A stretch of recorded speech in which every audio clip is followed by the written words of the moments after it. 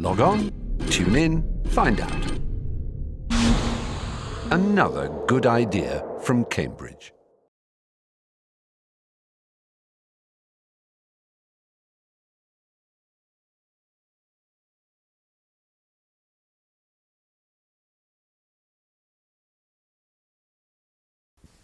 Well, I think the proper thing is to say, to begin with, how privileged I feel to be invited to address this audience, having been put out to pasture quite a long time by now, and sort of feeling at this, one's being still alive. Let me just say a word or two about the film. The film, these are bits and pieces of film that I took in 1963 when I revisited the Tallahassee, so that it dates to a later period than my first field work in 34 to 37. But the astonishing thing was, or the delightful thing to me was, to find that I could take up my inquiries and my interest exactly where I'd left them in 1937, 1940, 45, 37.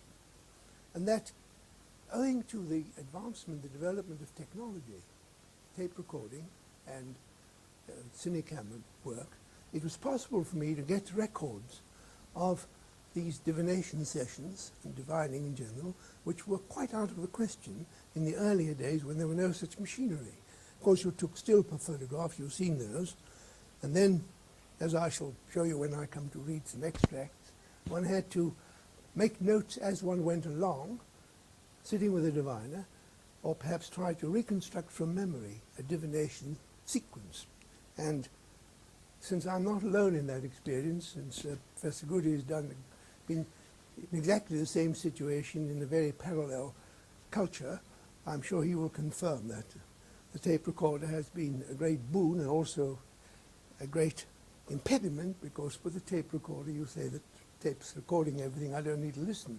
So half your battle then comes years later when you try to transcribe from the tape recorder what happened.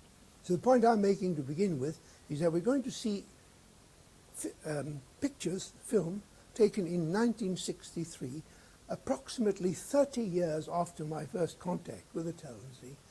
And nevertheless, in those 30 years, a lot of things had happened. People, instead of walking to see me or coming on a horse or a donkey, everyone came on bicycles. People, as you'll see, all the women were wearing clothes in 63, 1937. This was not at all common, and so on. There were many literate people among them, so that, and there were even some Christians. So that although 30 years had happened, we have here something of extraordinary stability and fixity in this culture. Well, so much for the background. Now,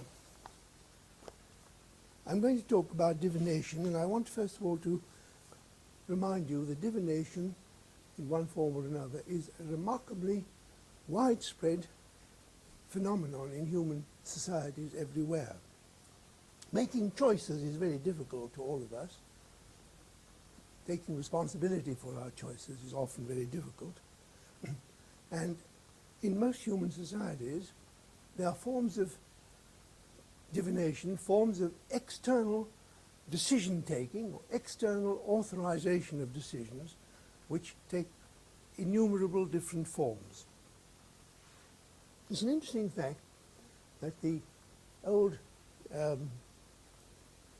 Encyclopedia of Religion and Ethics, Hastings Encyclopedia, if you've ever seen it, has a large section on divination, talking in general terms about divination and about specific divination from Babylonians, Assyrians, Hebrews, Greeks, Latins, and so on, all the Masai, Nandi, goodness knows what. But the most recent, the current Encyclopedia of the Social Sciences, has no article under the title divination. So you can see how points of view have changed in this time. In the 1908 to 11, divination was still regarded as a very important problem to investigate in the concept, in the framework of comparative religion. By whatever it was, in the 1960s, that particular kind of issue is relegated to an insignificant place. Let me just, perhaps as much for your amusement as for your instruction, read to you how divination is defined in Hastings' Encyclopedia. The writer was a very well-known classical scholar called Rose, H.C. Rose, you know, who wrote quite a lot about ancient Greeks in Rome. By divination, he says, is meant the endeavor to obtain information about things future or otherwise removed from ordinary perception by consulting informants other than human. While mostly directed to foretelling coming events, it is not continued in this way, but may seek to find out, for example, what is going on at home while the inquirer is abroad. And then he talks about how widespread it is in ancient times and in modern times. And of course, some of you here will probably still remember the witch of Endor, who, what did she do? She, I think, raised Samuel from the dead or something like that, and anyhow warned King Saul about his impending troubles. And in fact, the Old Testament and the New Testament is full of divinations of this sort. In the early part of this century, when divination was still regarded as important, it was regarded as one of those branches of pseudoscience that Fraser wrote about and Tyler wrote about and people like that. But of course, from our point of view, in terms of our generation, the great classic of divination is Evans Pritchard's book of Witchcraft, Oracles, and Magic Among the Azandi, which is being shown tonight at 9 o'clock on television, the Granada television. Because that's the whole story, the central theme there is these Azandi methods of divination. They even got into Jonathan Miller's series on the body, wasn't it? Where I think he compared Azandi diviner's activities with his own activities as a doctor, something like that.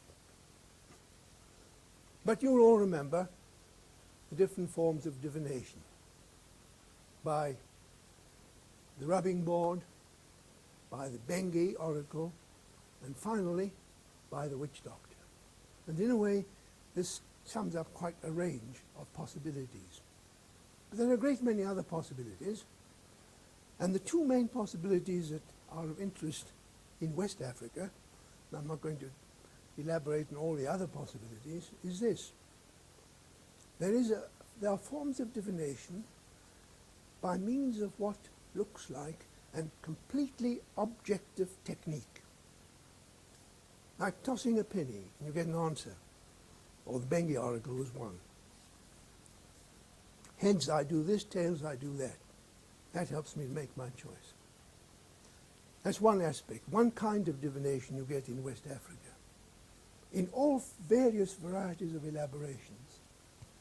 Perhaps one of the most elaborate is in the form of the Yoruba Ifa cult, where your diviner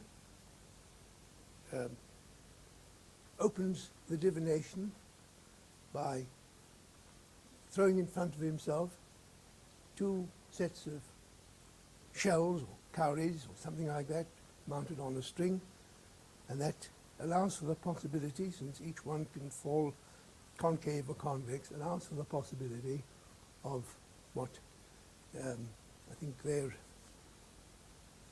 8 on a string. So you have possible combinations of 8, 16 by, well, all sorts of permutations and combinations. I think you can get something like 264 different possible combinations. And to each of these patterns that that emerge from throwing these strings, the diviner has to summon up from memory an enigmatic, a cryptic verse, a formula, which he speaks out to whoever is consulting him, and the person consulting him then draws his own conclusions, his own deductions. And at the other extreme, this is an objective thing. The diviner has to be trained in knowing the verses, but you can call it luck or chance, or, of course, all sorts of theories. The ancestors, the gods, among Yoruba, the gods determine what the throw will come out like. See? And at the other extreme, you get divination by possession, where a priest or a priestess or a diviner gets possessed by an ancestor or a god, divinity, and then goes into trance perhaps, doesn't go into trance, but perhaps is possessed, and speaks with is the voice of the divinity, the ancestor, or whatever you will. So we have these two possibilities. An objective system and a system in which the diviner is possessed by some spirit or some divinity, and which we can perhaps call the shamanistic type. There's a shamanistic type of divining, and there's the technological, or you can call it by the Latin name, I suppose, of the sortilegious. Isn't there a Latin word, sortilege, type of divining? And the talency form of divination belongs to the sortilegious type. The basic idea is that it's all completely objective. It's being done for you. There's no such, if you ask, I've seen these possession diviners, and I've had my talented friends with me in southern Ghana. The Ashanti have possession diviners. And the talency, my friends always used to say, it's completely bogus. It's absolute nonsense, this divination. They're just putting it on, deceiving these poor people. You see, they suddenly say, look, this chap has been prancing around all the time, talking in that funny voice and saying, it's a God speaking to him. And he just disappeared into the back of his room there, and he's coming out with a mug of tea. Well, what's happened in the meantime? Now, this was very common with these possessed priests. They'd suddenly vanish. One I saw did that, and have a cup of tea or some other refreshment, for after all, you can't keep on being possessed hour after hour for a whole day. From the talency point of view, possession is unthinkable. It's ridiculous. The dead are dead and gone, and that's not the way you can make any kind of contact with them. And they don't have any gods or divinities to make their life difficult.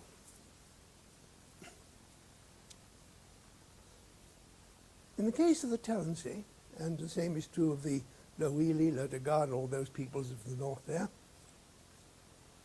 the diviner is a key to the whole system of the people's religion. The essential basis of talency religion is their ancestor worship.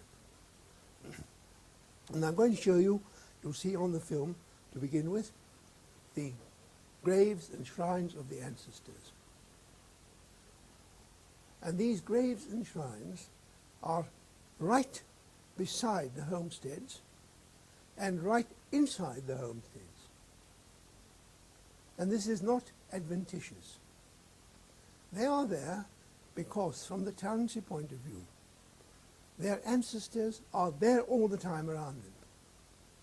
They're dead, they've disappeared, but they're there.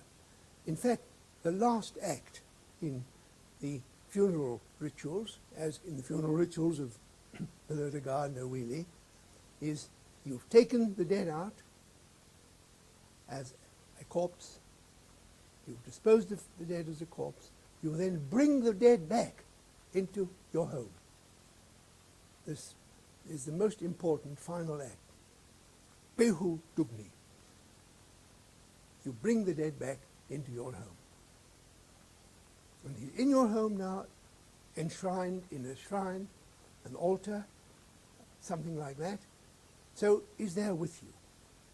But though the dead are there all around you, the ancestors are all around you, your fathers and grandfathers and great-grandfathers and so on, they are not living people. And the big thing about living people is that if you have an argument with them, you can argue it out. You don't necessarily resort to fighting it out, but if you have an argument with someone, a dispute with someone, and you can't settle it between yourselves, you can go to an arbitrator. You can go to a judge. But you can't do that with the dead. If you have arguments with the dead, it's just too bad. You can't. How do you carry on an argument with the dead?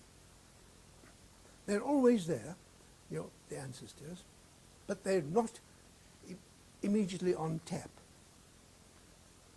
They come on tap through divination and through the rituals of placation and reconciliation that are embodied in sacrifice. So the first thing about the divination process is that the function of the divination process is to mobilize the ancestors, get them into action, or to acknowledge that they have been active and you haven't really taken notice of it. You've known they've been active the way you know every kind of divinity. In fact, God himself has been active. If God, the Christian God, or the Jewish God didn't sometimes do things in our life we'd never believe that he was there, must show himself ideally in miracles. And the way Talency ancestors show themselves to be actively there all the time is the same way newer ancestors show themselves to be active, or Zandi gods, newer divinities, or Zandi gods, and that is to say, by causing trouble. As long as things are going well, there's no problem. But every now and then, the routine of life is broken up. Somebody falls ill, somebody dies. Your crops get ruined. Fire burns your house. That is the signal that these spiritual powers are intervening in the routine of everyday life. And that is a signal for you to find out who's doing that. Which of all the multitude of ancestors every man has, which of them, or which group of them, is making a nuisance of itself, and why? And you can only do that through this ritual mechanism of divination. And it's when the diviner has divined that not only do you know who's doing it, doing what, but you also know what you must do in return. So you get both a diagnosis, a prescription, and an authorization. The choice is made for you to know what to do next.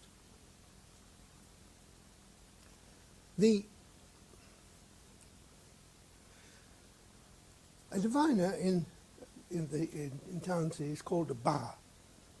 It's the same word, you get it all over the whole of that area. And he has a bag. What he has, and you'll see all this on the film. The first thing you'll see in the film are the ancestral graves and ancestral shrines. So I want you to take that off. And they are the ambience within which this is happening all the time. They're not in another world. There's no such thing as the world of the profane or the mundane or the practical in which human beings live, and another world. It's just one world that everyone lives in, one cosmos we're all in, but there's a dimension which is the dimension of the ancestors. The diviner is known as a bara, and he has a bag called kologo.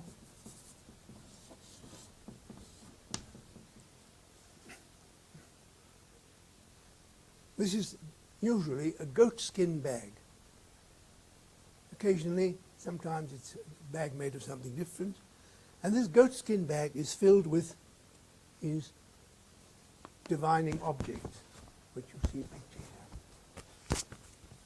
It's very much like the Ndembu in that way. You know that excellent paper by Victor Turner on Ndembu divination. This object, this heap of stuff, looks like a heap of absolute rubbish. It's incredible what kind of stuff there is in it. See, one of the objects that was in great demand when I was out there were the discarded cartridges you put into soda stream machines. These bits of iron, you see, because iron or metal has a particular significance of importance. So the bag contains all these barakpan, as it's called, and as you'll see, the first thing that happens in the actual session is the diviner is confronted with a consultor, an individual who is there to consult him, to find out from him what he wants to be found out. I shall say it later who are diviners. Let's just talk for a minute about the consulter. The consulter need not be himself the primary person, the victim, shall we say, or the sufferer, or the person who is directly concerned with the issue. Any expert, anyone who knows how to do it, can go and consult for somebody else. There is a skill in doing it. Not everyone has the skill. And although I was, so to speak, initiated into how to divine, I didn't go through all of it, because there's one part which is particularly unpleasant, and I refuse that. But, pardon? Tell us more. That's you'll see later. But I never really mastered the skills of either acting as a diviner or divining for myself. So I would ask somebody to divine for me. Anyone who is expert can divine for somebody else.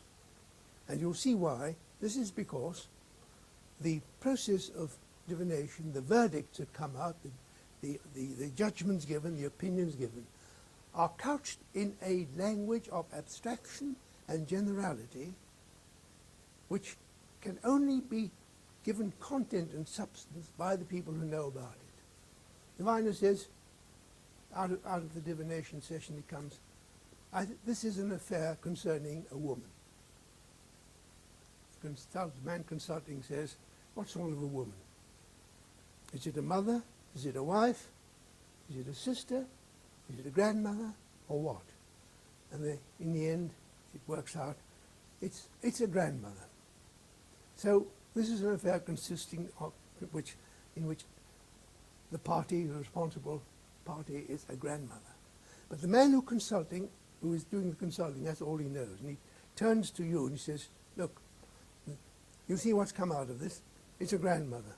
Well, you'll know which grandmother it was, and you'll know what your relations with her were, and so on and so forth. So you go away and you'll know that it's your grandmother, and you insulted her. She's dead, of course, but somewhere or other. So it's the generality of the verdicts of the diviner's decisions or conclusions that stand out. It's the language in which it is couched is the language of generality. And to my rather almost horror, Jack, I found that when I was looking through my notes that I said, well, all this language is metaphorical and metonymic, and I nearly put my fingers through that. But see what it is. You'll see, so bear in mind that the consulter is simply a chap who's good at the game. not necessarily himself personally concerned in it. But when it comes to particular kinds of problems of making use of a diviner, for instance, at funerals, at death divination, causes of death, then the consultor is usually someone chosen from the clan that normally carries out services for the dead of the clan that has lost a victim. Joking partner or fraternally linked lineage. So what we have in a consultation, in a séance, is the expert diviner and the skilled consulter playing this game together. And between them, they're tossing words, gestures, and all sorts of things around, which have a complete general implication, or are of general significance, and to which neither of them, in theory, can give a specific content. And that is why there's no problem of secrecy about diviners or divination sessions. They're always public.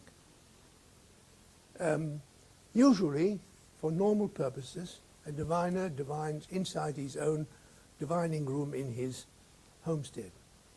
And it's far too dark in these little rooms to take or it was far too dark to take an ordinary photograph. I have no pictures at all of what goes on inside the diviner's normal consulting room. All the photographic material I have comes from divinations to find out causes of death, because all death divinations have to be in the open. But if you go into a diviner's divination chamber, usually starts at dawn every morning, he starts divining, you always often find a queue waiting there, 2 or 3 people waiting to their turn.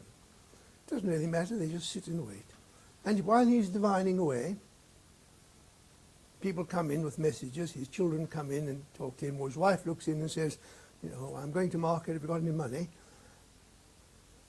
The diviner is not a clairvoyant, he's not possessed, he's not in any kind of peculiar state. He's a supreme technician, that's what it is. He regards it as a technical job that he's doing. A technical job which depends upon certain historical circumstances. You'll see that what happens is the diviner comes on with his bag, and the first thing is that the consulter clasps the bag and then calls on the consulter's ancestors. Says, ancestors, I'm here to divine. Please be present. I need your presence. And then the diviner takes over, and the diviner starts rattling his rattle and calling on his ancestors to be present.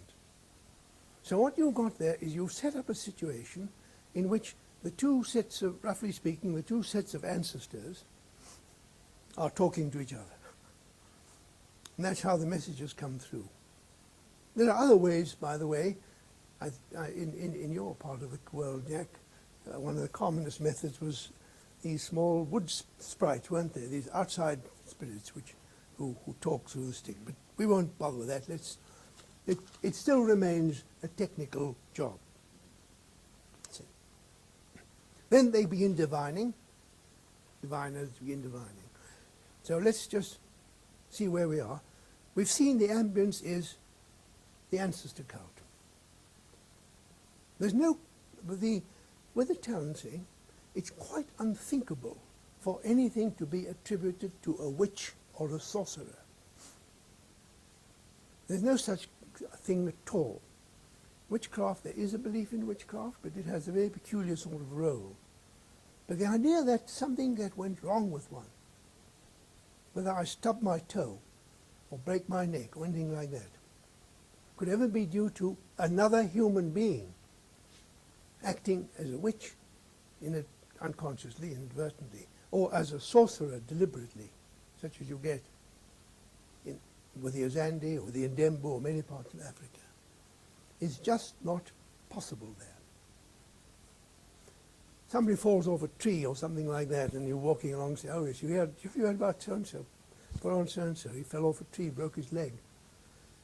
And you ask him, as I've often done in these cases, it always was my way of doing so. I'd be walking along, I'd hear about somebody being ill, or somebody's crops having failed, or somebody's wife having run away, or something like that, or somebody having got hurt. So, poor old so-and-so, what do you think did that? Oh, it must have been some ancestor he's offended.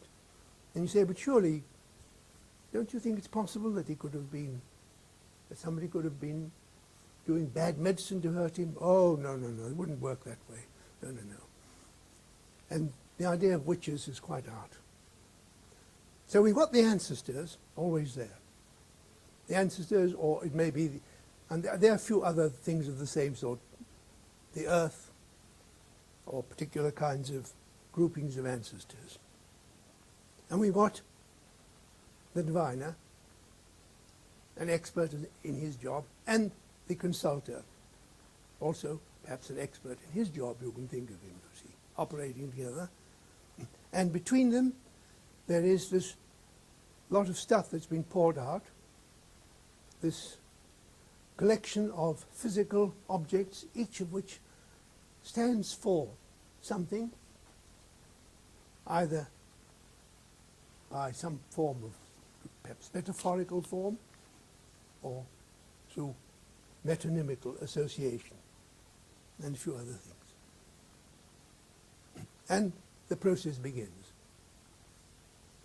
And the process usually begins, since it's got to be objective all the way. One of the big things about it is you don't believe what the diviner says or what your stick tells you. Your diviner is holding one end of a stick, of a rod, the divining rod, and the consulter is holding the other. And usually this end has an iron tip, the consulter's end, and the diviner's has different, might have various shapes, but often a kind of V up there. You've got to check every pronouncement as you go along. And it's checked in a very simple way. The normal thing is the diviner has in front of him two little stones, and the two ways of checking it is that the consulter says, if it's right, if what he's saying is right, hit this stone. And if the stick hits the stone, you know he's right. If it hits that stone, you say he's wrong.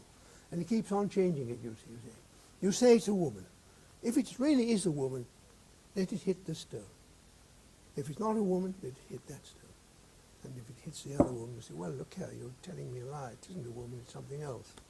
But you'll try this. Usually they work in threes. You'll try it in 3 times, alternating this binary sorting out game, you see. The other way is also quite similar. It's one of Darius. The diviner picks up the 2 little stones and spits on them, puts the spit together, rubs them so there's a wet side and a dry side, and then throws them. Now you can see there what the possibilities are. You can have 2 wets, 2 dries, 1 wet, 1 dry. If it's the proper answer, the answer which finishes the whole business and says, yes, that's it, is 1 wet, 1 dry. If it's 2 dries, then it's a negative answer. It's a rejection. If it's too wet, they say, who's laughing at us? Somebody's laughing at us. Some ancestors still sitting there saying, you haven't caught me yet, something like that. So you have these ways of testing, and you'll see that on the film. So, finally, let me just, before we start on the films, say, why does anyone ever seek the help of a diviner? Well, one reason you seek the help of a diviner is that you can take no action at all in relation to the ancestors unless it is authorized by a diviner.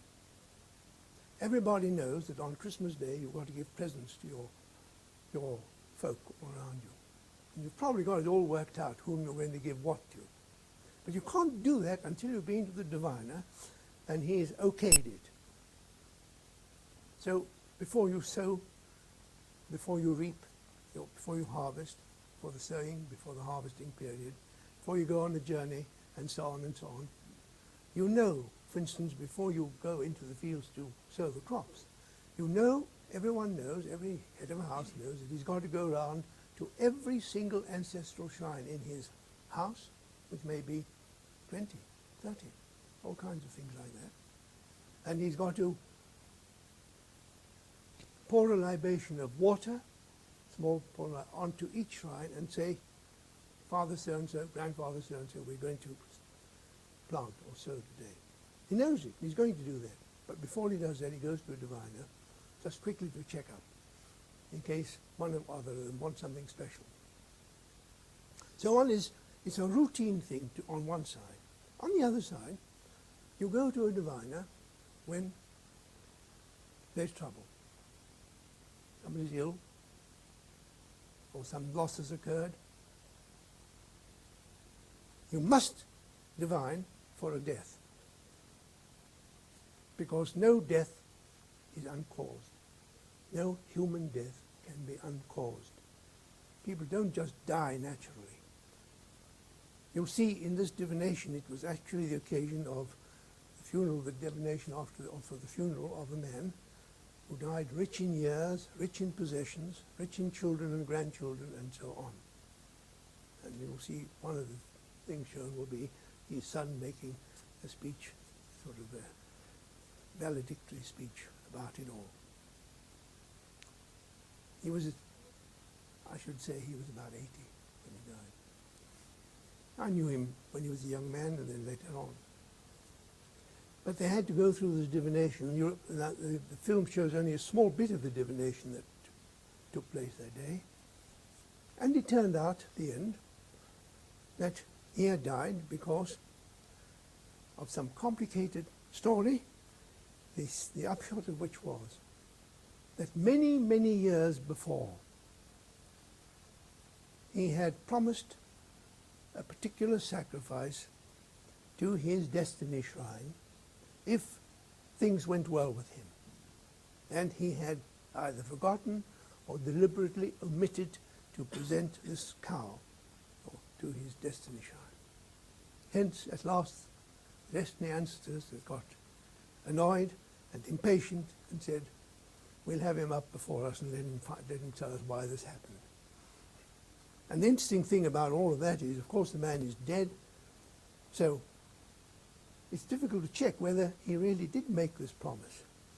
But his sons are there, and the diviner passes this on to the sons, and the diviner say, well, and I was there at the time, and they said, the older son said, well, you know, he was a man who had many such commitments, and he wouldn't have told me of all his commitments, and I can well believe this is possible. Anyhow, we'll carry out this sacrifice, and then we can carry on with the rest of things. So with a death, it's absolutely obligatory to go to a diviner. But you go to a diviner when anything happens. You go to a diviner if you've had a bad night. You happen to say, well, I haven't slept well last night. Go and find out what it is. In a sense, it's because the ancestors are there warning you in that way that something's wrong. So you go to a diviner because there is an actual misfortune or an impending misfortune, trouble, or you go to a diviner when you have an undertaking in mind,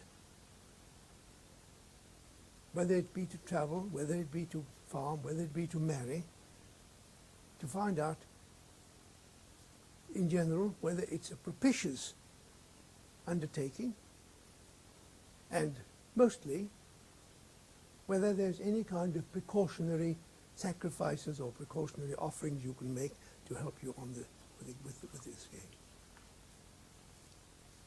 Well, that's the kind of background, I think, that I want you to bear in mind. And now I think we'll have the film, Stephen, and the noise. Where we have it. No, it's, we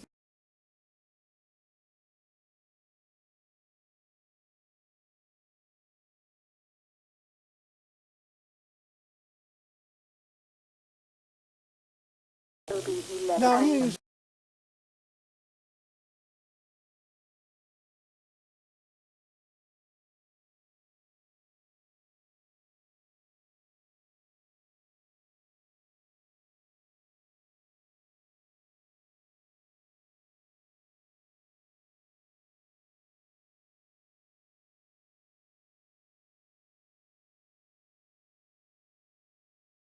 that gives an impression of the divination taking place not in private, not in secret, not undercover, but right in public, with people coming and going all the time, with these groups of people acting dressed up as hunters, in the background there, women going in and out, talking and shouting, and here are the elders sitting.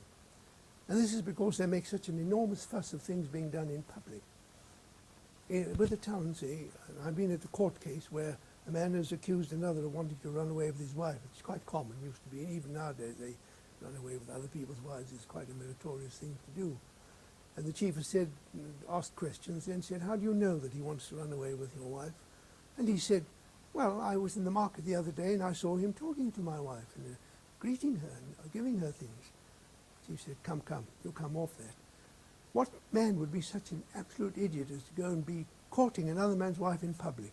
Now, if you had told me you found them privately in your room or his room or their room, I would have believed you.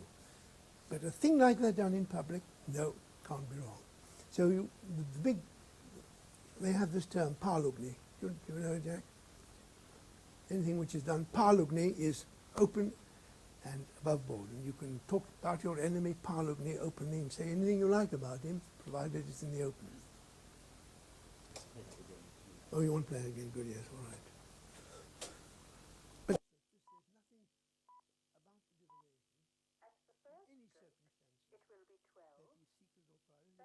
any circumstances, that is secret or private, which are sitting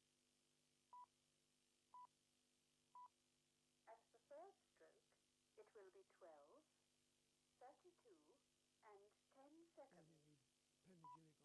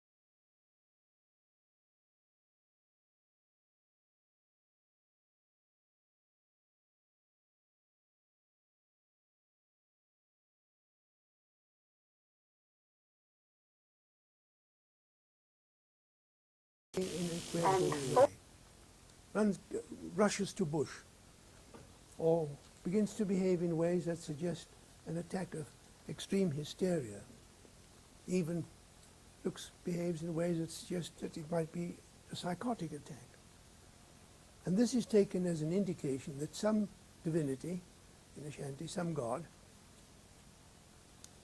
is demanding the right to possess the character. What happens then is he's probably taken to a working diviner or a priest or a temple where he is accepted, where he has to undergo some probation to show that it really is true, that it is a spirit that's seeking to inhabit him, as it were, and not purely a sickness from our point of view. And he then undergoes a course of training. He's taught, in Nigeria, he'd be taught the various Ifa verses.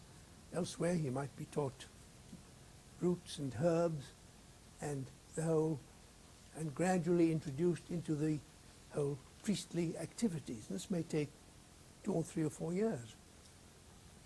So he's selected by the way that shamans are selected everywhere, by falling ill or by running amok. But this doesn't happen with a talency. What happens with a talency is you go to a diviner because a series of accidents have happened, one after the other. Somebody's got ill, crops have failed, over a period of perhaps years. And the diviner divines perfectly, they're completely standard possibilities that come out. And one of the standard possibilities is that there is some matrilateral group of ancestors. There are always matrilateral groups of ancestors or ancestors who are seeking to be accepted and acknowledged by you as a divining ancestress. This is what's causing the trouble. And generally, you fight back and you try to postpone it. You do all sorts of preliminary rituals which you hope will postpone the evil day or even satisfy this ancestress. But over a period of years, it becomes impossible to deny her, and you have to set up a divining shrine. And then it's a very elaborate ritual. People come from her lineage to help establish the shrine and to initiate you. And so it usually happens that by the time a man becomes a diviner, he's a man in his probably late 30s or even later. And then having been initiated and having accepted this matrilateral spirit, and the matrilateral ancestors among the Taransi and many other peoples tend to be rather more vicious than the patrilateral agnatic ancestors, your own descent group ancestors. You see. And then having accepted him, after that you're equipped to divine, but you may not really be good at the game. As they always explain to me, partly it's a matter of what we would call intelligence. Some people are more intelligent than others. Some people who, since practically every family has a divining shrine, since you're in touch with your matrilateral ancestors that way, if your father was a diviner, or your grandfather was a diviner, or you had a father's brother who was a diviner, you might, as a child, have been in and out all the time. You may have listened to it. You may know all about it. You may have grown up with it. Then you may probably be quite good at it. But if, for some reason or another, you never had that background, you may not be good enough. You may not undertake it. Also, you may not want to. You may prefer to farm or to for instance, to play a musical instrument. Moses' father got in great trouble because he refused to do that to divine, but he wanted to play his fiddle. He said he could make much more money that way, which is quite true. So you might want to do that. You might yourself not want to divine. So divination is partly a standard thing that everyone sooner or later gets into trouble with these matrilateral ancestors. You placate them gradually over the years by setting up a shrine, and then the choice is yours. Well, in the 30s, a diviner would start work at crack of dawn. People would come to him. And the usual fee was something like a penny. I was notorious, and people used to criticize me, especially when they got accepted me a bit.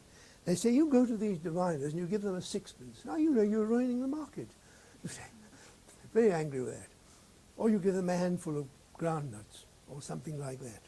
Or if you're a very rich man, if, for instance, if you're a chief, you send for a diviner to come to your house and to spend a day or even 2 days with you divining right through the whole gamut of everything you want to divine about, and you send him away with a basket of guinea corn or with a sheep. So you see the point about I'm making is your diviner is, as I say all the time, we've got to think of him as a skilled technician more than anything else, who's got the skills to get in touch with, to mobilize these ancestors who are there all the time, but can't be talked to directly. Can't argue with them. And you can't, of course, absolutely surely diagnose the cause of your own troubles. It's only when the diviner says, so-and-so. And by definition, everybody has got a whole burden of these debts to ancestors, to the earth, and so on. They're always there because he's got his own debts that he incurred by doing things that shouldn't have been done, sometimes completely inadvertently. He's also got the debts he's inherited from his father, and they may go back to his grandfather. And I mean, I know cases where there's been a series of deaths in a family, and it's been attributed to, particularly to a great-great-grandfather who was the source of a very serious fight between clans. Now just very briefly, let me give you an example of the kind of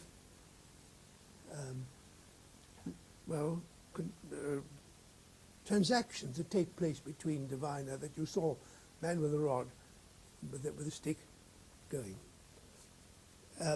The consultor is talking here. He says, I see a woman here, and I see a bird, poultry. This is foreign. So there's a question here, there's an issue. He's got this out of the heap, you see. He sees a woman. A woman's that's a woman, sticking very prominently there. End of a calabash of a good, some sort of gourd spoon. And of course, a hoof like that means an animal, a hoofed animal. This astragalus, one form or another, always stands for father. The knee bone, I don't know why, there's some good reason. But if you look at all this collection of stuff here, you'll see a variety of different things, each of which stands for, now whether I call it a symbol or a sign or what, I don't really know what the modern, Stephen, you'll know what to call these things, well, there's a technical term for that. Huh? What is it? Are these signs, symbols, what are they? Words congealed to something. I don't know. So the stick you see is pointed to a woman, to a bit of the claws of usually it's the claw of a chicken or a guinea fowl, which is a bird, to a bird, in my possession. Now, when he says my possession, it may mean his very own possession, or the possession of the people he's representing.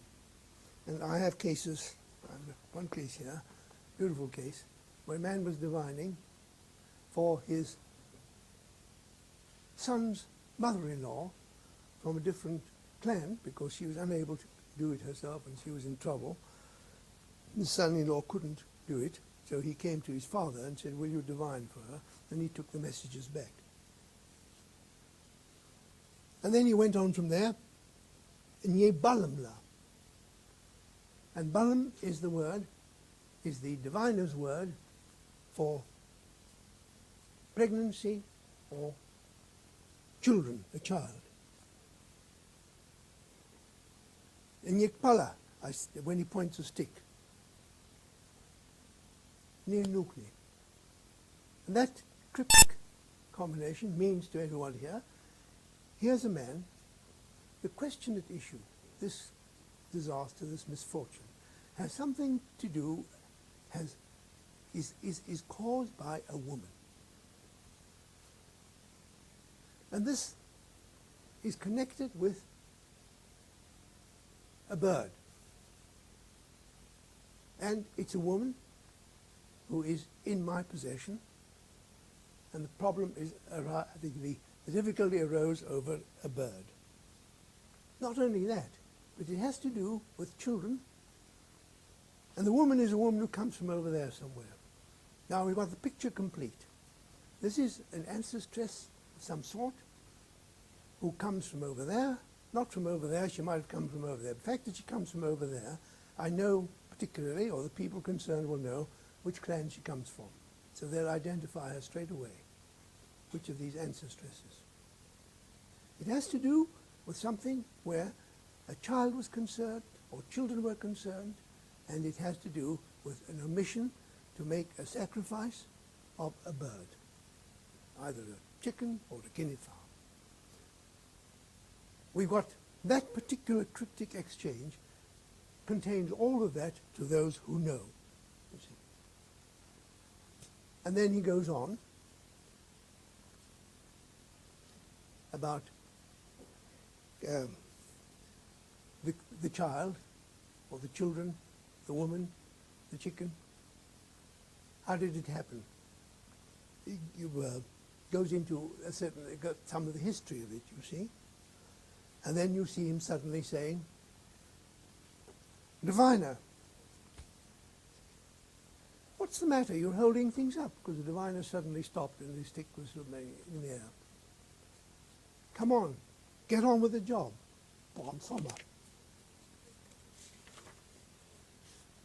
And he goes on. Then finally he says, "Right, so what should I have done that I did not do about this woman, this chicken, this child, or these children?" Well, you get the answer.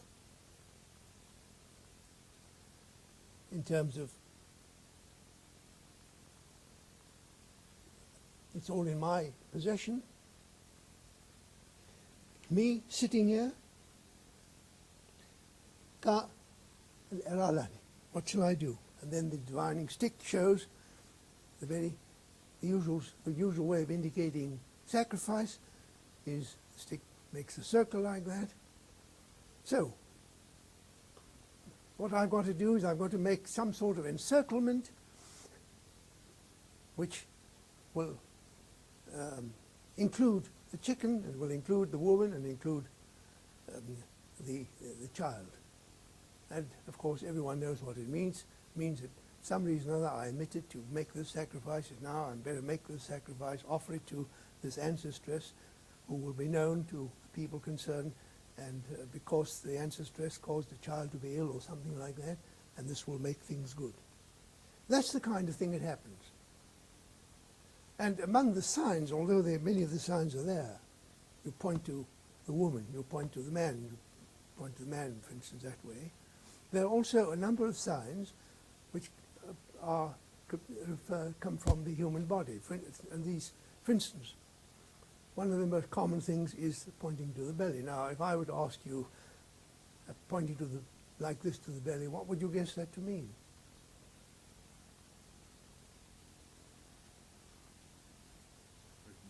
What's that? Illness. Well, how illness? And what? Spear. What? Not pregnancy. Could mean, yes, could mean pregnancy, could mean illness in the stomach, or it could mean something else very important in this, that you point here. Putya, food. You see. So the stick points, and then you're going to ask the stones, is it something to do with a child, pregnancy, or is it illness?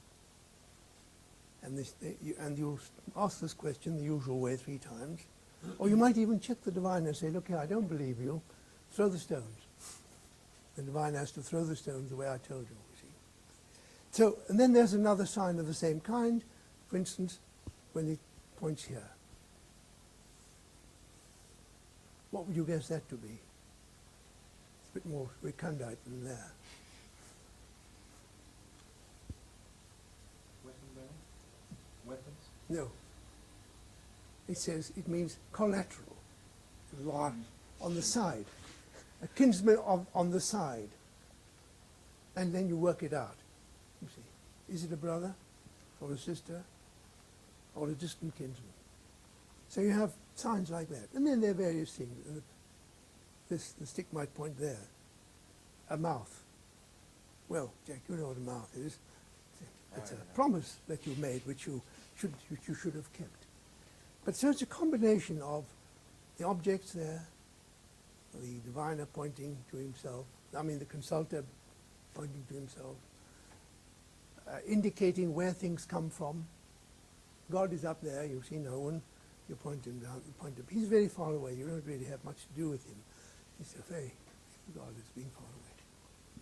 Well, Jack, I think that's probably a good place to stop, and if anybody wants to ask any questions, by all means.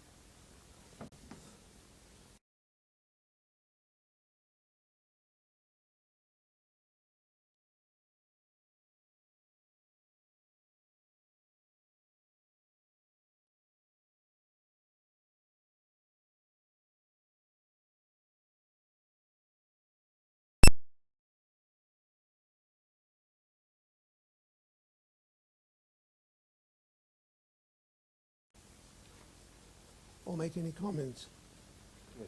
Good. But much of what you said, I found out that Talensi divination is very much similar to other divinations around West African areas and even Yes. among some other groups. But what I would like to know clearly is the difference between a diviner and maybe a native doctor. Because it seems his work is interlocked or something. Where is, what area do you have in mind? Well, some areas in eastern Nigeria. In East Nigeria, yes. Right. Well, it is very similar. The Talensi diviner is not a doctor. Doctoring is quite a different story. Doctoring is something that any individual member of the society has. In fact, everyone has some medicine or some or another. It has nothing at all to do with doctoring. It's a purely question of divination, though he might give advice.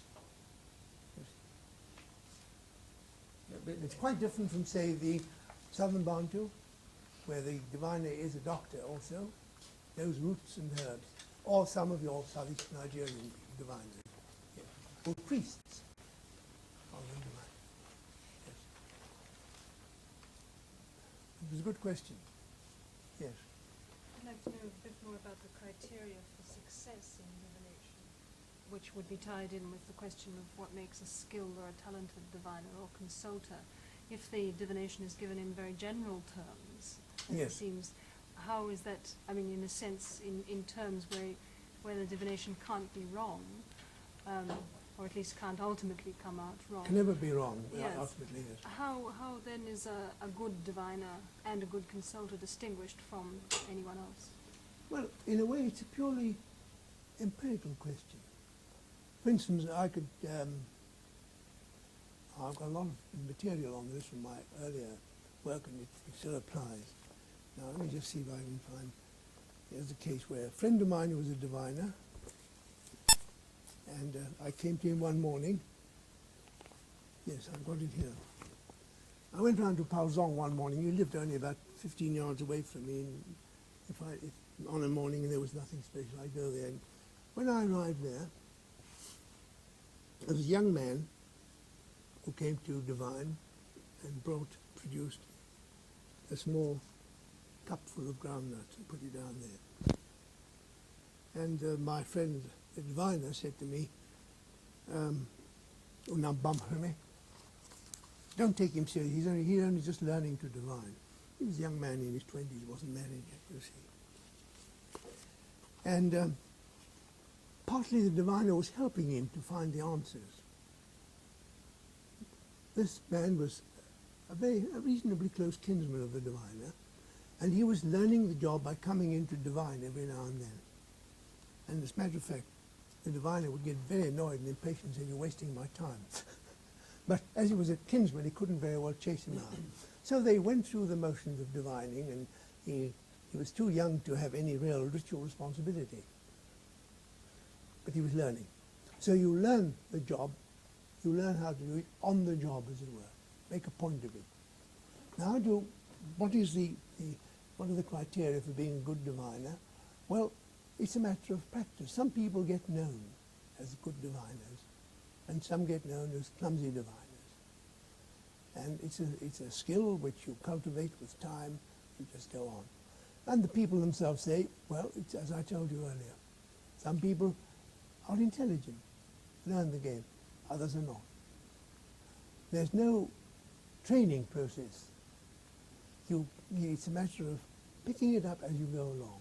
And the most significant factor in the whole story, when you look into the histories of, say, 20 of these diviners, is that the most significant factor, which I, as an observer, identified, not they, was that somebody who grew up in the home of a diviner, whose father or grandfather was a diviner, became more skillful at the job. In fact, one of the games one played with, say, 7, 10-year-old boys was you played a divination with them. Some were good because they were at home, they saw this happening all the time. Others were not. So that's the only explanation I can give you. It certainly isn't a matter of inspiration or of anything of that kind. Now, I realize that the kind of sort of ease with which you manipulate the thing, I mean, given that you're dealing with a sort of technological system. Yes. I mean, if you fumble about with it, you don't look very good, and you're not much good at the technology That's right, yes, in that yeah, way. And that yes. you learn in the house. Yes. Isn't there another element which is perhaps less easy to learn in that it deals with sort of interpersonal differences? I mean, your tape suggested that a guy, and certainly this is true among a load of guys, I mean, usually to be a successful diviner, he has to be a very verbal character. I mean, he has to be able to manipulate words if he's going into this confrontation with a client. So, I mean, isn't there an aspect there in which he has to have sort of particular sort of verbal skills? Well, let me say that with regard to that, an average adult talency male has a great level of verbal skills. I've got tape recordings of just conversations with chaps who are not diviners. And when I played them to Moses, he said, we've forgotten to speak to me like that. That's beautiful. These weren't diviners, they were ordinary citizens, ordinary people. But certainly, I think the diviner cultivates much more of this rather esoteric verbal skill. Yes. And the chap who can pick that up and work that is better at the job. And who can pull out a sort of proverb at a particular right time, that kind of thing? Well, they don't go in for proverbs so much. It's all proverbs is much more thing you get in a court case. But the implications are always in terms of this business. The other thing is, of course, it's another thing. When you talk to a diviner, a mature diviner, you find he is tremendously knowledgeable about the whole religious system. He's taken an interest in it. He's able to give you much more of a kind of analysis of the possibilities. Now, this may be a product of having practiced as a diviner, because I also had friends who had that knowledge, but when I talked about divination, I'm talking, for instance, Pao Zong, who was helping this young man to learn the trick. No. His, practically next door to him lived another man, a friend of mine, who was very good at this, who knew the ritual system very well and knew all the possibilities and things like that. But who simply said categorically, no, I'm not going to divine, I know. They want this old woman, damn her, his great-great-grandmother, somebody, keeps on pestering me. She wants me to be a diviner. I've set up a shrine for her. I don't mind giving her a goat now and then or something like that, or a sheep. But I'm not going to divine because it's a waste of time. I want to be a farmer. There's much more to be gained that way. Am I going to sit in that hut and get a penny at a time for a whole morning's work when I can go out and attend to my farms? So this particular skill, although it also exists in non-diviners, but on the whole, you find the diviner is somebody who has either a natural interest in it, and certainly there is such a thing. There are people who are interested in knowing all about the ancestors and the stories of people and the rituals and circumstances. Who are the best consulter I knew was a man who was invaluable to me.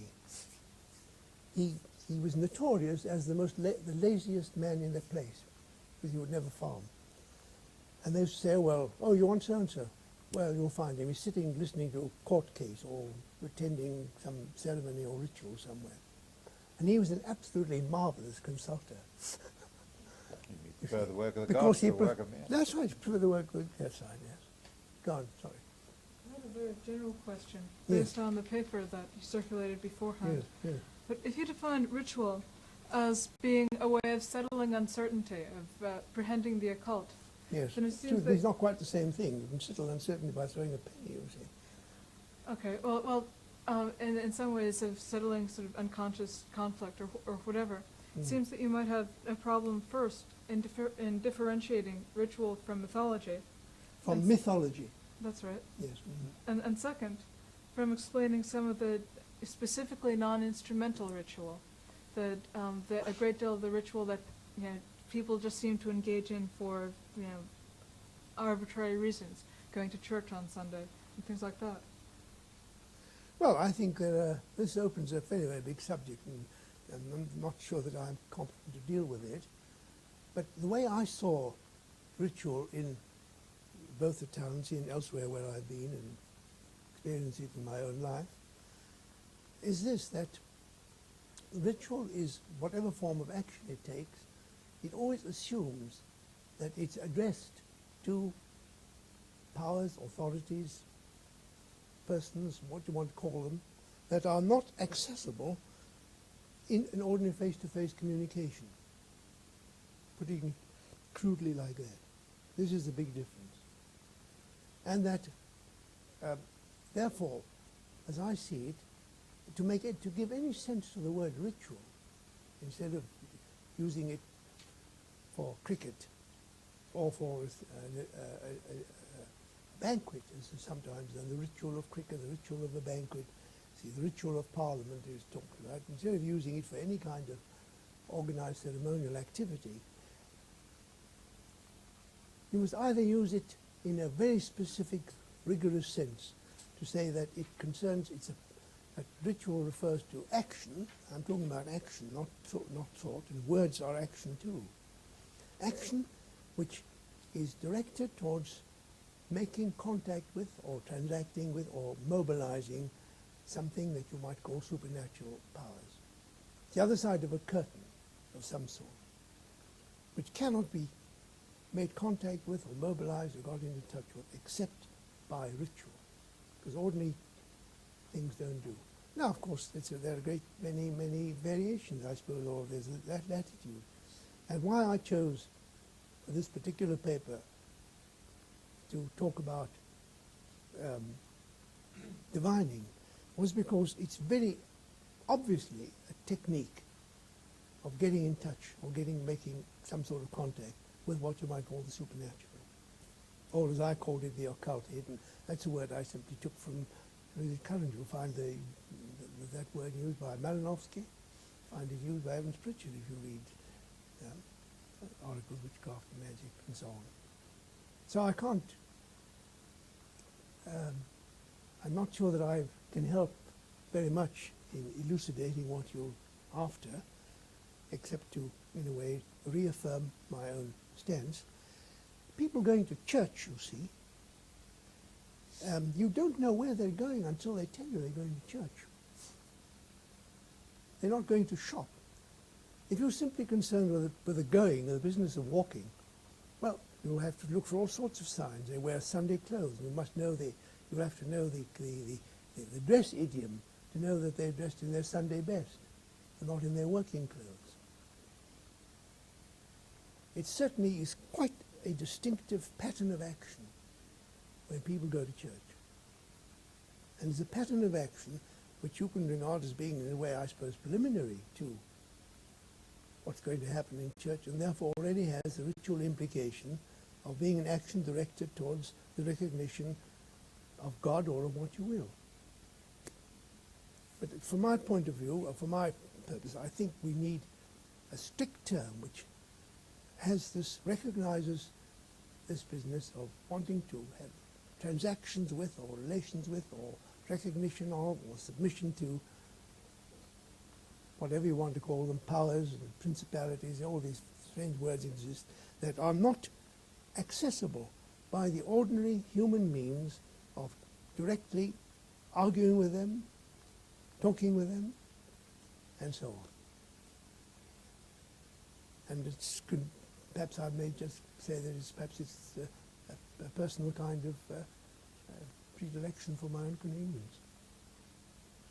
Professor Fortes, I was interested in your observation that after 30 years you could pick up from where you'd left off. Yeah. Especially as you also noted the change in fashion, the change in transport, and evidently Yes, many other yes. changes Oh, in yes. society. Oh, yes.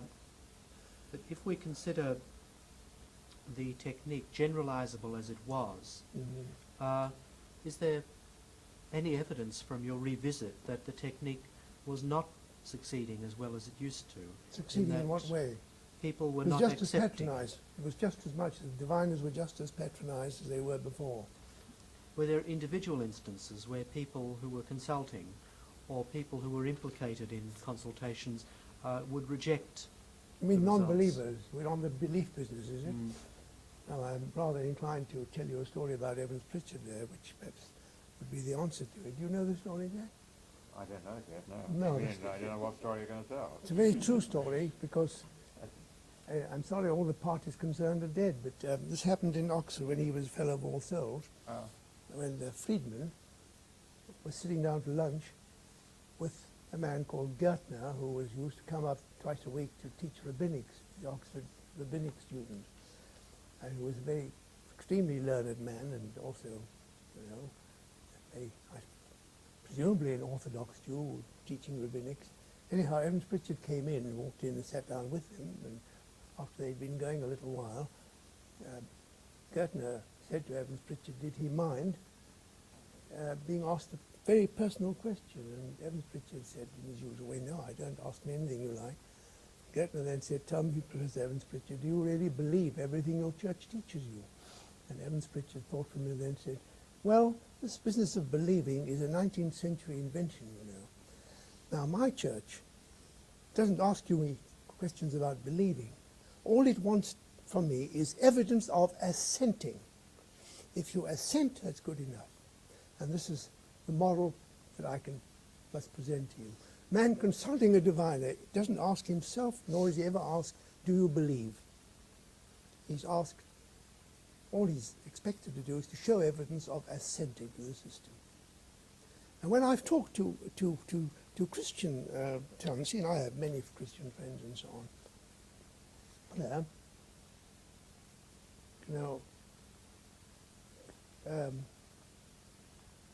they've when they're a bit sophisticated and they've thought about it, they've said, we don't see any contradiction here at all.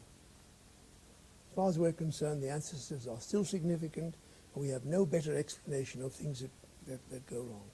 Of course, some of them have left it, but that's a different problem altogether. So the answer is there's no evidence of non-believing, and the question doesn't arise, you don't ask in that sense. People act.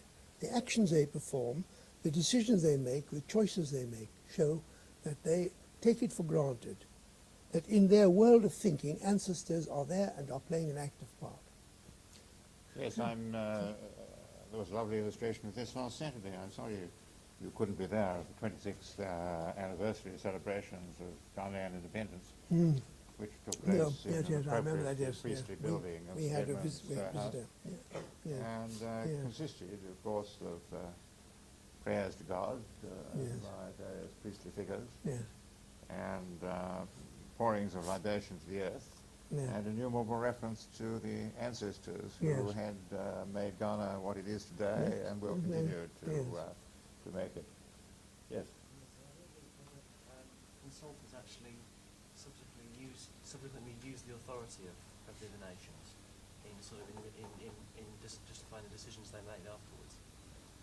Do you mean outside the consulting situation? Yes, outside the consulting situation.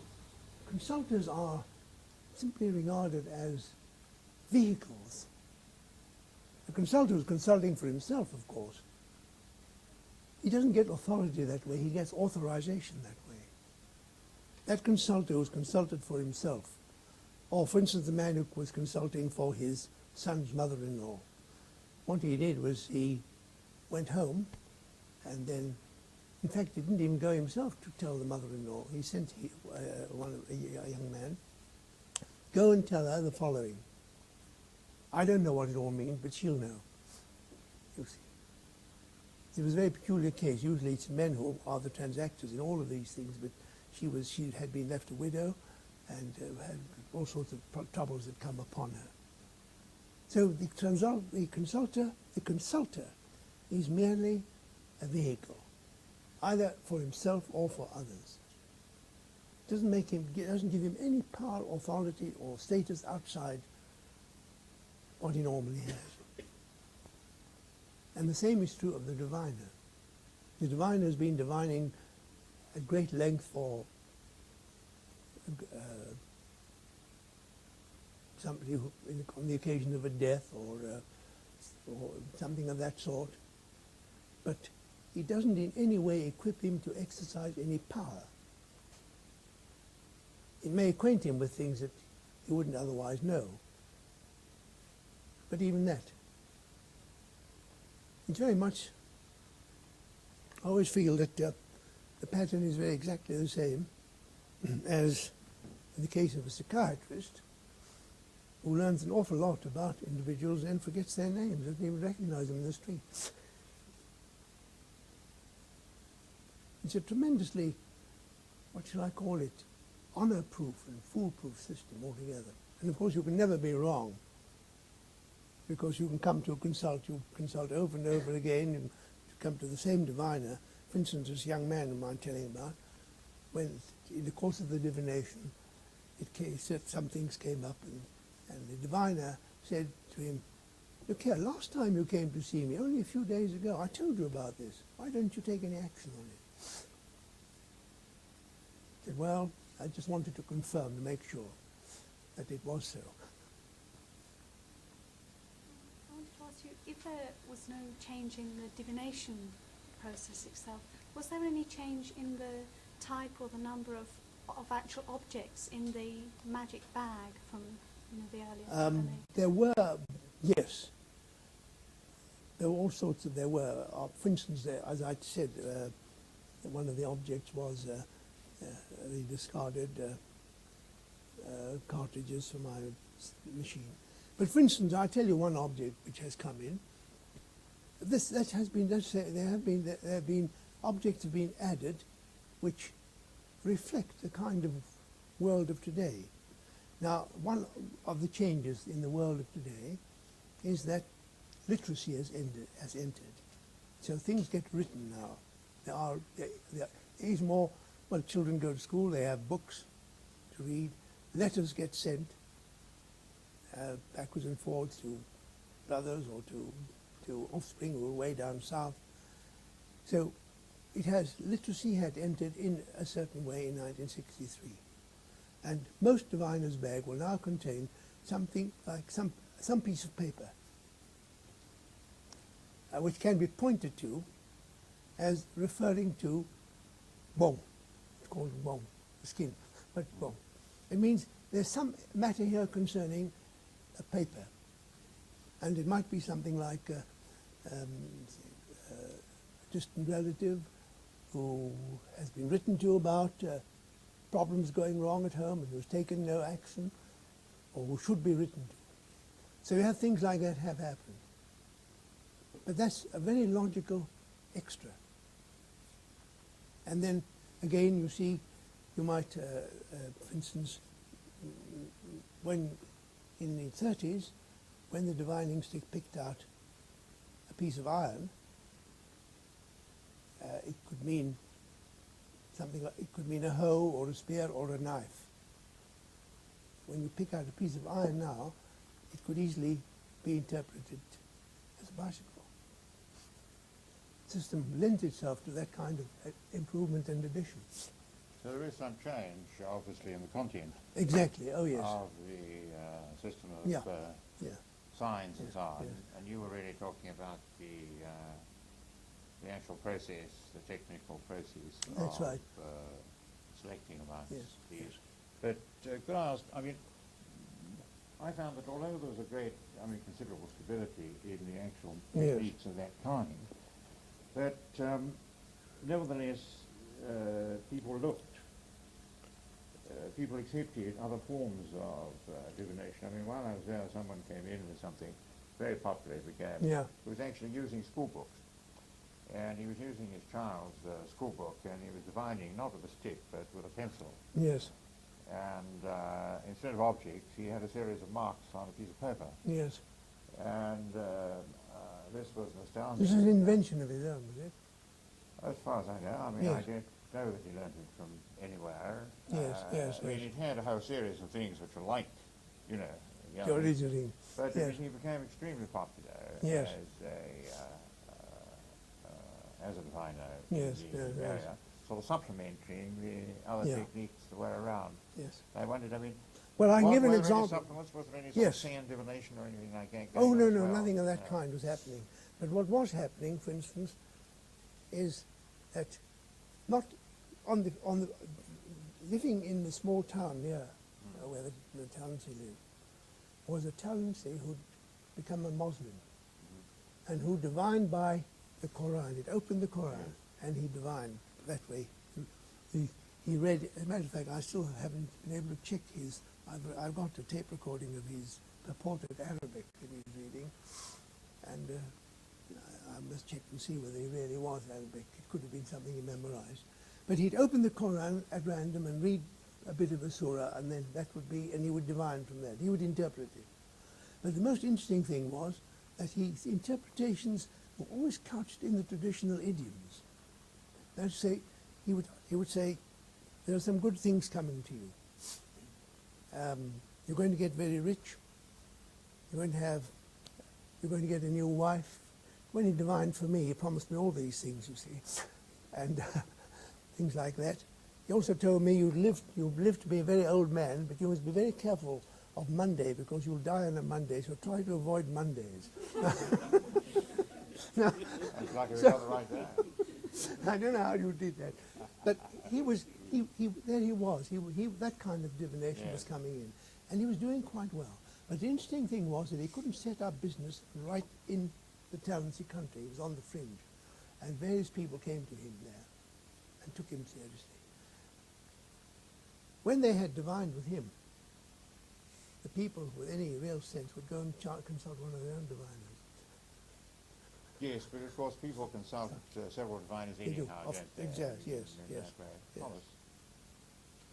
No, I was just thinking of the Ifa verses, and you also get the stories Ifa, about yes. about the railway lines as Yes. an example for Yes, certain types of behavior and all that. yes, yes. Yeah. These are metaphors that are introduced or comparisons and so on. Mm. Yes, I gave you one or two examples, but one could pursue it a little further. The real point I was making was that, of course, the basic technique and the basic materia, whatever you want to call them, remained the same, and the induction into divining remained the same, and so on. And there were, of course, additions. For instance, in the 1930s, you could never get a Talency to drink hard liquor. It was hopeless. If I tried to, even bottled beer, they wouldn't drink. Never touch it.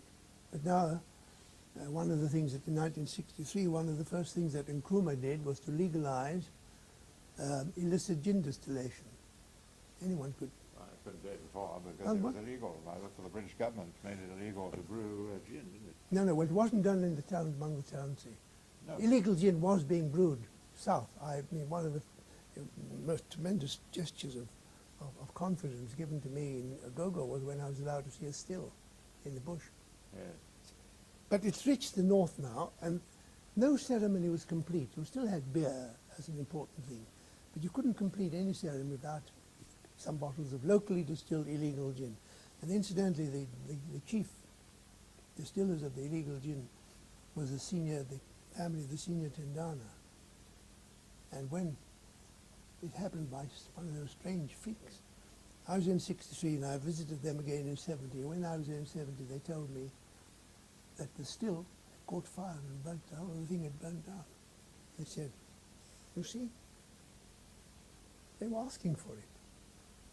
Earth priests, earth custodians, doing that kind of thing. It didn't take long. The earth caught up with them, burnt their thing down. So there were, what I'm simply stressing, I don't want to you saw the picture of all the people coming, the public at this funeral, the women dressed, the men dressed in different ways and still acting out the day dance, still putting on these traditional old-fashioned hunting caps, which they wouldn't use at all now in hunting, although in the 30s they did, hunting medicines. So there have been a great deal of changes. And of course, between 63 and now, and 20 years later, there should have been even more changes, I'm sure. But from the point of view of an investigator, from my point of view, it was a godsend that they were still practicing divination the way they did before. And sacrifices, too, Yeah. exactly the same thing. Do you feel that there's any sort of relationship between divination and gambling or gaming insofar? I think so. Oh, yeah, oh yes, there's a great, there is a, in the sense that gambling, yes, I think there is. I mean, obviously the outcome isn't known in advance, except that I think with this kind of divination, you're on surer ground than you are with gambling. Among the later go, of course, the technique is precisely the same. That is, I mean, it's like throwing France in America. I mean, you're not throwing stones in the binary business.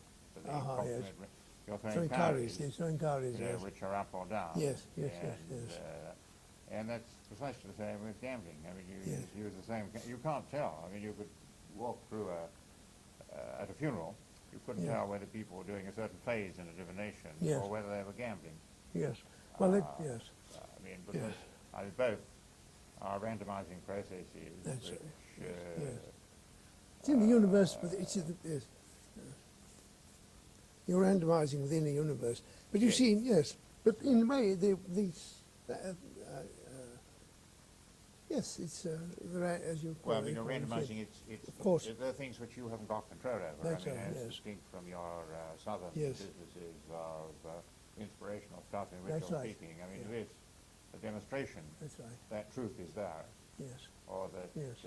profit and loss of that. I mean, is that there's a certain The pattern. chips fall in certain ways, yeah. The chips fall in a certain way, which Yes. are independent anyhow of human manipulation, whatever Yes. we think up there is helping. The interesting thing, may I just add here, that even when you have inspirational divination, like, I don't know about the classical shamans, but where I've seen it in Zululand and in southern Ghana and elsewhere, there comes a point when it is accepted that some kind of objective test must take place. For instance, when you go to a temple in southern Ghana and the priest divines and speaks and utters these prophecies or whatever you will, at some point or another, one way of testing it is by taking the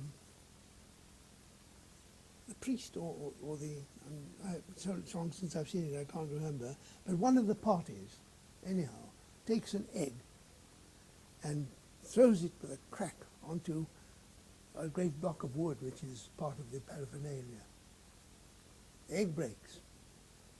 If the egg falls with convex sides, its possibilities are two convex, two concave, one or the other. And if it's a propitious outcome, if it's really right, it's got to, again, it's got to be one of each. If it's the two convex sides up, that's very bad. You've got to start all over again. So, and another test they use is something very much like the Benga test. Yes. You bring a little chicken and put it down on some space where there's a lot of accumulated egg yolk or things like that. Generally, it's a little chick, only 3 days, 2 days old or so. If the chick immediately pecks, that's a propitious sign that it's all right. If it doesn't peck at all, then you've got to start all over again. So soon and the same was true with the in Zululand when I went there with Harriet. At some point in the whole process, some kind of objective test like is introduced to convince the parties that they've been getting the stuff as it really is. But there is this difference. Sorry, I'm telling you. But what's then the reaction if the sacrifices are made to the ancestor concerned? Yes. But if the misfortune is not going away, what are the reactions? Well, you go to a diviner, another diviner, and the other diviner finds out, tells you, or you learn from him, that you see you made the sacrifice to your great-grandmother, but you should have realized that even a great-grandmother doesn't arrive on the scene by herself. She had a mother. And she's angry now. She's saying, why did you ignore me and give it to my daughter? Another chicken to her. So you can go on like that, because the ancestors, there's an infinite range of them. And you can never be sure that you've got the right one. If things go right, well, you probably have the right one until the next trouble arises. Well, the next trouble, you would surely go back to the diviner who was the last successful one. I mean, there would be a notion of success there. No, you don't necessarily go back to the same diviner. You may go to your favorite diviner, because you don't hold him responsible for the thing. There are different forms of divination. For example, the one of death that you were showing us here. Yes, yes. I mean, is, as you were saying, I mean, that's a regular thing that Yeah, happens every time. There's Yes, a death, yes, anyhow, yes, of a not of a younger person. And then, and that is sort of set up, as you say, I mean, because then you've got an institutionalized, I mean, you've got a role, a person who's in a particular role there, and Yeah, the diviner yeah. for that occasion. Yes. That same diviner also has a private practice. Yeah, I mean, he's obviously, Yes. he's got his private practice, all right. Yeah. But then there must be other occasions, again, Yes. my own Yes. personal background, in which it's something which is concerned with the lineage and so on, and which you go to somebody else in that lineage. You might go, yes, yes. But aren't there other situations in which you would deliberately go, or even be sent, to somebody at distance, Yes. in order to find out the truth, not in the local area? Sure, yeah. But, I mean, I'm thinking of the great Ashanti expeditions up to the people outside their own community, Yes. up to where Pollock worked, up in the hills Yes. there. Yes. completely Well, he came up to outside. Tonga, it came up to And me they when came I up was Tonga. there. I mean, Of course, came yeah. up there, Sure, right yeah. outside their own Yes, community, and yes. were saying Yes. that we want to go there, it's outside our politics. Yeah, uh-huh. We want to get the real truth, even though they've got different modes Yes. of Yes, getting yes, at it. yes, What we really need is the truth. Yes. Well, there are the answers to that is twofold. Number one, for instance, the diviner you saw dressed up in that multicolored robe, which is part of the obligations imposed on him by his divining ancestors. Whenever you go to divine, you must wear that kind of robe, you see. Now, and it's part of his obligation. The robe and cap he must wear, you see. And I mean, one knows, I know, seeing him dressed up like that, I know that his divining ancestor is a chief, or a chief's a woman, anyhow, probably a chief. That's matrilaterally related chief, because that's the way chiefs dressed, Namo's dressed. See, he was a Namo from perhaps Bongo or somewhere like that, you see. So, of course, there are many occasions when you go to a diviner, or you seek out a diviner, or you summon a diviner from even a neighboring language area, and they all speak all the languages, to make absolutely certain that you haven't got anyone who knows too much about your affairs. On the other hand, you see one big difference between when the Ashanti come up, go out, and the Talansi, a very striking difference, is that if anything goes wrong with an Ashanti, the first thing he jumps to is once he suspects a matrilineal witch. Straight away, first thing that comes to his mind is a matrilineal witch. Or anyhow, somebody has either bewitched or sorcerized him. And he can't trust anybody in his own environment. That's why he goes far away. the further away the better. And he even doesn't trust the techniques that exist in his environment. But the telemetry aren't like that. But they do go for very important, when it's a very important occurrence. For instance, the kind of occurrence I saw was when the chiefship was vacant. Yes. See, and the local chaps were all competing, and they thought they wouldn't go to a local diviner to find out, because practically every local diviner you had some sort of stake in getting it. These are the chaps who went across to 10, 15 miles away to people like that, the neighboring language area, to do their divinations. Now, that's a very important thing when there's a tacit acknowledgement that your own diviners do know rather too much about you. Meyer, I think I ought to thank you very much and bring it to a close, since Yes. we've gone on at least over half an hour past our usual bedtime. Anyhow, I've got another seminar coming up shortly, and I better go and do something next. Thank you very much indeed for coming along. That's been a pleasure. And thank you, Stephen, for